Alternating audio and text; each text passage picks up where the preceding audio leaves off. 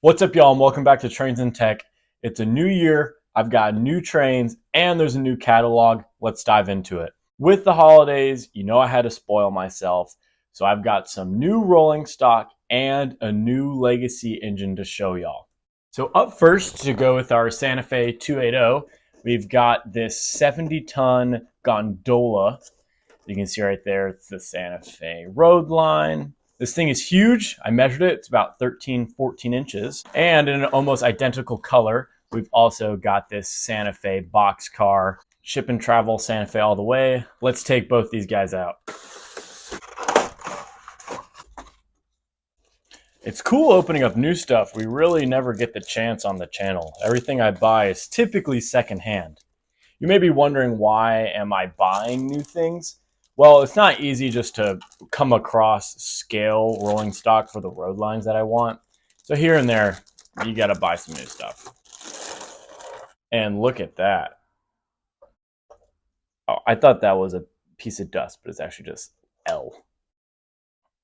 This car looks awesome. I really like the detail. I'm a big fan of Atlas's rolling stock, and I want to pick up some more. And I didn't even see this side, but it says the Route of the Chief. It's pretty cool. I really like the quality on this, and it's going to look great behind our steamer. Let's tear into this gondola. Whew. Yeah, this thing is just absolutely massive. Nice. Super cool. This folds down. I can put my whatever loads I want in here. I really like this. It just really caught my attention just because of how long it was. What? Bro, what are you talking about, man? I can see running this, that box car, and then a caboose, and it'd be the perfect loadout for the train. I still need a scale Santa Fe caboose, so I'm going to keep my eyes peeled. On the video where we got that 280, that Santa Fe 280, there's a lot of people in the comments that were like, hey, now you got to get rolling stock. You got to get some rolling stock for it. Bam, finally made it happen. For all of our Lionel fans, don't think that I forgot about y'all. We've got this super cool radioactive waste tank car. For those that don't know, I really like nuclear related stuff. I want to get more, which that's a little bit of foreshadowing for what I'm going to get from our most recent catalog. But I just thought that this tank car was awesome. This has never been opened. This is crazy. We never get new stuff on the channel. A little bit of surgery here. And look at that. Yeah, that's just awesome. Even if you're not a big fan of the Atomic Energy Commission line or any of their Department of Energy stuff, you gotta admit this is pretty cool with the fluid rolling around inside. Plus it's purple, my favorite color. Before I show you guys what I bought that absolutely broke the bank, aka my new legacy engine, I'm gonna show y'all some scenery that I bought. Yeah, everyone hold the phone. Trains and Tech bought some scenery. So by scenery, what I really mean is that I bought a building. So we're finally gonna have some more stuff on the layout. We got this awesome Amtrak station. It even lights up. As you can see, it's got 30 bright LEDs. Now, I will say, you really get what you pay for. The building is cheap.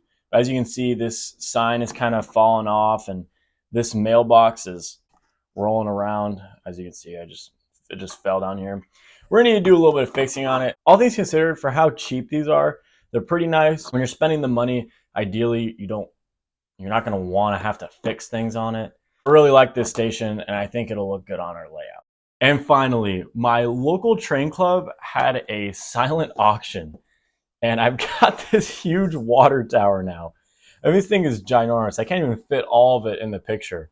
I think I got this for like $2, $5, something like that. I just thought it was neat. It's something, right? We just need something on the layout. So we got some new buildings, and I'm sure you guys are curious, am I going to make a new layout update video? And the answer is yes, because we're making big changes. What y'all see right now is the new layout idea, where we'd be moving from our largest radius being 42 inches to 60 inches. We're going to add about 1.5 feet to the table. As you can see, there's the inner loop, there's the outer loop. They're going to be connected. The side loop is going to branch off and allow us to do some cool yard work, some switching function, and a big question maybe why? Why am I doing this?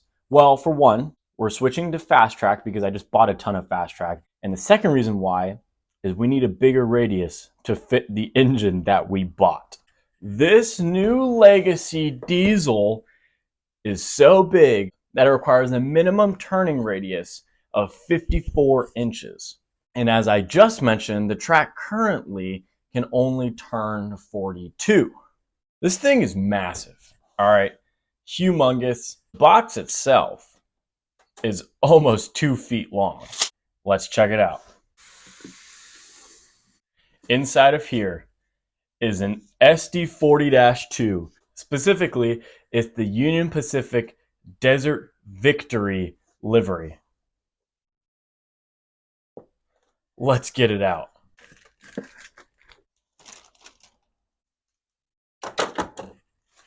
This thing is just absolutely stunning. It's huge, first of all, hence why we need a bigger turning radius on the layout. And it is my first ever diesel Legacy unit. And this thing is heavy. Now, I don't want to go too into depth on this because this will obviously have its own video. But literally, I can't even run this right now if I wanted to. It wouldn't be able to run on my layout. Here's a look at the other side. We've got a nice USA down there. And this thing is just so cool. Union Pacific painted one of their SD40-2s to commemorate the first Gulf War. This is a scale replica of that. Whenever I went back home, I saw this in Model Train Crossing, and I just couldn't pass it up. This is brand new. It was ran for like a few seconds inside the train store. I can't believe that I got it. It was just such a great deal. It's so cool. It has a rich history. It's just such a neat engine. And for this comment right here, you're welcome. I did pick one up. It's right here. As for now, that's all y'all are going to see from this diesel. Can't have too much of it on camera because we've got big changes to make. We have to adjust the whole layout just for this guy. With that, let's discuss the catalog. Now, I'm not going to bore you guys, right? There's plenty of YouTube channels that already go through the catalog. They'll spend an hour going through the whole thing. I'm not here to do that. Instead, I'm just going to tell you guys something that surprised me, something that I liked, something that I didn't like, and 3 things I plan on picking up.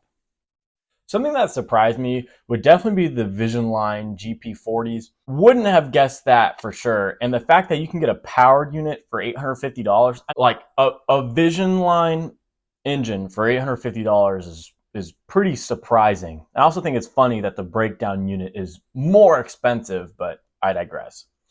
Something that I liked would be the big boy. The big boy is coming back, and I really like that it's able to run on such a tight radius. Obviously, it's not scale, but I do really like it. And I think a lot of people are going to pick it up. If I'm not mistaken, the last time it was out was like 2019. So it's really cool to see it back. Something I didn't really care for are just all of the box cars with what are, in my opinion, not the greatest designs ever. I mean, some of the Star Wars box cars, anniversary box cars, I just don't like how they look. Now, the 3 things I'm getting. First, I'm going to be picking up this Department of Energy box car. I really like it. I think it's cool that it's going to come with sounds, and it'll go really well with the radioactive tanker that we picked up. Plus, it'll look great with our camo Union Pacific diesel. Our second pickup is going to be kind of sticking with that patriotic theme. I really like this Union Pacific hopper with the American flag painted on it. I think it's really cool. At first, I was kind of like hesitant. I was like, do I pick this up? But I've got to get some more Union Pacific road line stuff to go with the diesel. Finally, one of my favorite things in the catalog is this alien hand car. I'm not saying that Lionel is like copying Men in Black. It just so happens that it's a dude in a suit, and the suit just so happens to be black, and he just so happens to be wearing black sunglasses, and there's no neuralizer or anything, but the hand car is really cute, and I actually don't have any, so I figured it would be the perfect addition to our layout. So I want to hear from you guys. Comment down below. Are you grabbing anything from the catalog? What did y'all think about it? So with all of our new rolling stock, let's put it on the track. So we've got our new Santa Fe rolling stock pieces. We have our gondola right here and our boxcar right here. And then we've got our new Atomic Energy Commission tanker right there. Let's go ahead and fire these up.